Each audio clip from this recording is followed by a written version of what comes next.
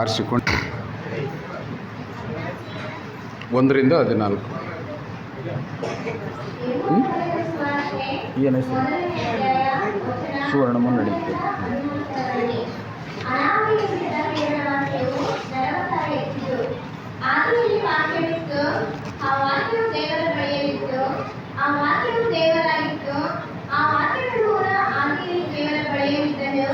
ಆತನ ಮೂಲಕವಾಗಿ ಸಮಸ್ತವು ಉಂಟಾಯಿತು.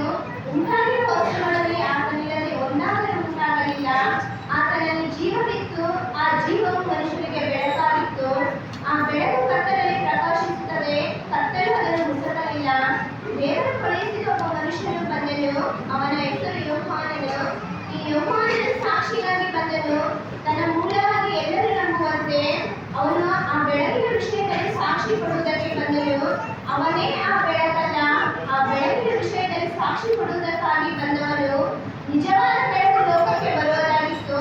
ಆ ಬೆಳಕೆ ಪ್ರತಿ ಮನುಷ್ಯನಿಗೂ ಬೆಳಕನ್ನು ಕೊಡುವಂಥದ್ದು. ಆತನು ಲೋಕದಲ್ಲಿ ಇದ್ದನು ಮತ್ತು ಲೋಕವು ಆತನ ಮೂಲಕವಾಗಿ ಉಂಟಾಯಿತು. ಆದರೆ ಲೋಕವು ಆತನನ್ನು ಅರಿಯಲಿಲ್ಲ.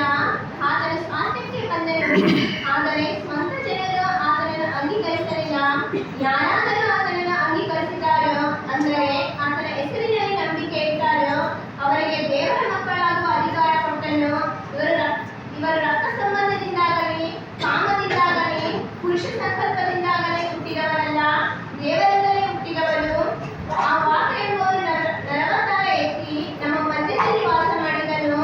ನಾವು ಆತನ ಮಹಿಮೆಯನ್ನು ನೋಡಿದೆವು. ಆ ಮಹಿಮೆಯು ತಂದೆಯ ಬಳಿಯಿಂದ ಬಂದ ಒಬ್ಬನೇ ಮಗನಿಗೆ ಇರತಕ್ಕ ಮಹಿಮೆ.